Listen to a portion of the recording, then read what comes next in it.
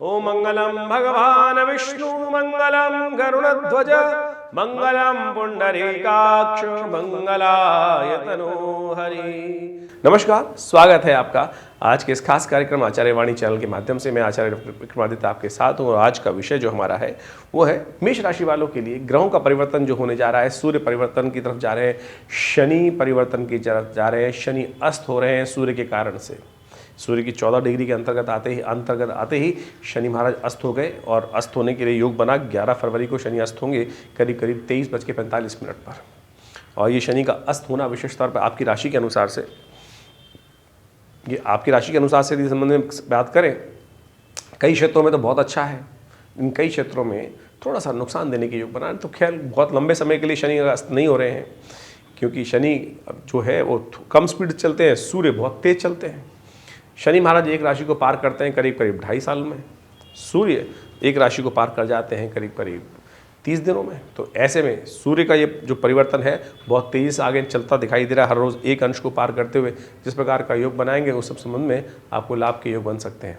देखिए, ग्रहों की अवस्थाएं समय समय पर बदलती रहती हैं। अब क्या है कि अस्त होने का प्रभाव जो है वो आकाश मंडल में सूर्य के बिल्कुल सन्निकट आने के कारण से, जिस प्रकार से दिन में तारे नहीं दिखाई देते वैसे ही सूर्य जो शनि है वो बिल्कुल सन्निकट आ गए तो दिखने आकाश में लोप हो गए हैं।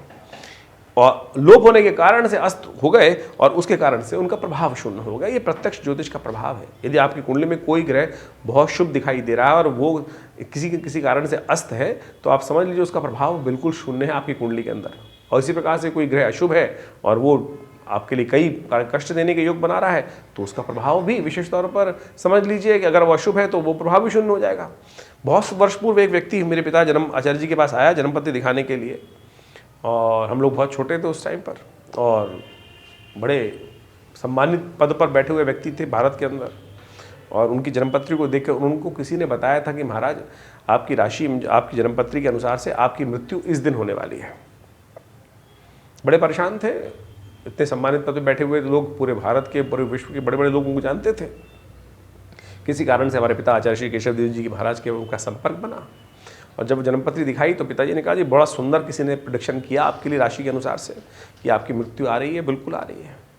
लेकिन हम भी आपकी गणनाओं को अपनी गणनाओं के अनुसार से आपको बताते हैं उसके आगे की बात कि आपके ग्रह गणना के अनुसार से आप मरोगे भी फिर जिंदा भी रहोगे। उसको समझ में नहीं आई बात, पिताजी ने क्या बात बोली आचार्य जी ने कि भाई मरोगे भी और फिर जिंदा रहोगे। कारण क्या था? कारण ये था उसकी राशि जन्मपत्री में देखने के अंदर जो ग्रहों की अवस्थाएं हैं, जागृत, स्वप्न, स्वप्नादि अवस्था, मृतादि अवस्था, वृद्धादि अवस्था, इस प्रकार की ग्रहों की अवस्थाएं होती हैं। ज्योतिष एक बहुत माइन्यूट सटल विषय है कि स्वप्नादि अवस्था में ग्रह है, वृद्धादि अवस्था में है, बालादि अवस्था में है, जागृत अवस्था में है या युवा अवस्था में, ये सब ग्रहों की विशेष तौर पर अवस्थाओं को चेक करने की बात है। इसी प्रकार से अस्त अवस्था में है ग्रह, तो उन्होंने कहा कि आपकी मृत्यु अवश्य होगी लेकिन सपने में होगी। ग्रह उस वक्त सपनादि अवस्था में था, उसके प्रभाव चल रहा था। और कुछ साल बाद समय निकल गया और जब प्रत्यक्ष घटना सामने आई तो वो भी आश्चर्य हुआ कि ये ज्योतिष यानी आपकी जन्मपत्री के अनुसार से हम बताएं कि ग्रह गणना के अनुसार से आपको एक सपना भी आ रहा है तो वो ग्रह का प्रभाव है।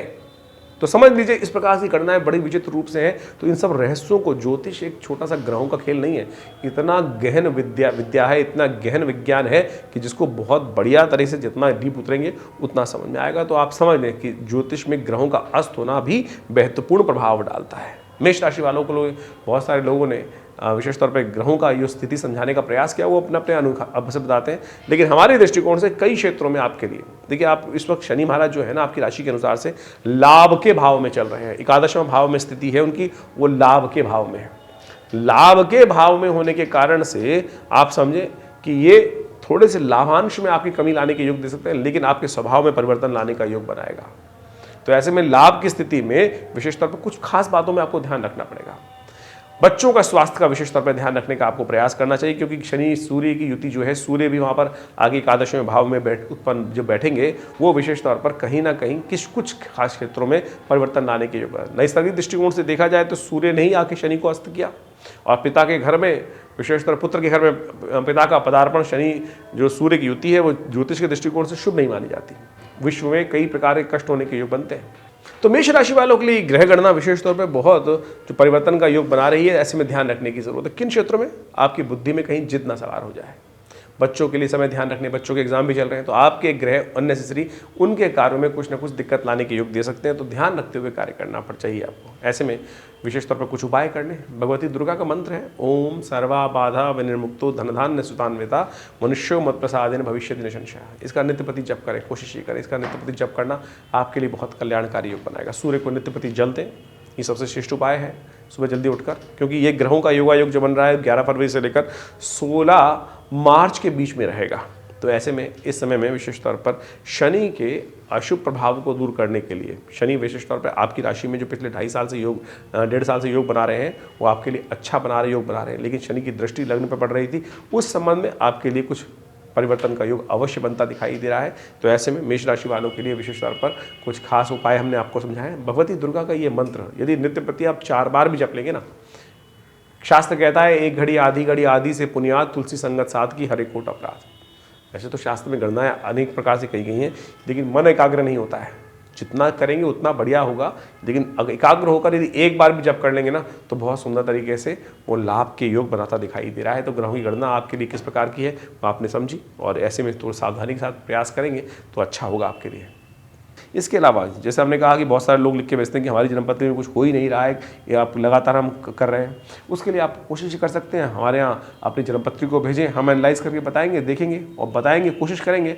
हो सकता है आपके बहुत सारे योग ऐसे हों जो कुछ ना कुछ कष्ट के योग बना रहे हों, और ये उनको निवारण कर लेंगे तो बिल्कुल वारे न्यारे हो सकते हैं। आप सबका स्वागत है विवेकानंद योग आश्रम में। हमारा ये आश्रम संस्थान जमुना पार्क खुरेजी में स्थित है और यहाँ पिछले करीब 60 सालों से सुंदर तरीके से भारतीय पराविद्याओं पर शोध कार्य चलता है। हमारे पिता आचार्य श्री केशव देव जी महाराज के साथ सानिध्य में रहकर बहुत सारे विषयों पर आश्रम में लगातार शोध हुआ और आज भी उन्हीं कार्यों पर हम आगे बढ़ाने का प्रयास कर रहे हैं। नित्यपति आश्रम में करीब 8 घंटे के आसपास यज्ञ होता है और बहुत सारे उत्सव समय से मनाए जाते हैं और हम आपको अवगत कराते ही रहते हैं उन सब संबंध में। आप भी विवेकानंद योगाश्रम में आकर उन सब सुविधाओं का लाभ ले सकते हैं, चाहे वो स्वास्थ्य संबंधी समस्या हो। तो ये आश्रम बहुत सारे क्षेत्रों में हम कार्य करने का प्रयास कर रहे हैं। योग इत्यादि के क्षेत्र में, प्राकृतिक चिकित्सा इत्यादि के, आयुर्वेद के क्षेत्र में एक पूरा 100 बेड का हॉस्पिटल यहाँ पर बनाया गया है। माँ भगवती का एक चमत्कारी शिव विग्रह यहाँ विद्यमान है जो मुल्तान से 1947 में उपस्थित हुआ, 500 साल पुराना शिव विग्रह। उनके सानिध्य में ही आश्रम की समस्त व्यवस्थाएं चलती हैं और उनका दर्शन नित्यपति आप कर सकते हैं। और रविवार के दिन एक विशेष कार्यक्रम आश्रम पे किया जाता है जिसमें यज्ञ में जो 8 घंटे नित्यपति यज्ञ होता है रविवार वाले दिन, उसमें सादर सब लोग आमंत्रित रहते हैं, भंडारे इत्यादि कार्यक्रम होता है। तो आप सब उन सब समस्त कार्यक्रम में आके लाभ ले सकते हैं। और जन्मपत्री के संबंध में विचार विमर्श करने के लिए भी सुंदर व्यवस्था हमारे इस आश्रम की तरफ से रहती है। फ़ोन नंबर्स आपके सामने स्क्रीन पर है, उन सब में आप लाभ लेने का योग बना सकते हैं। धन्यवाद।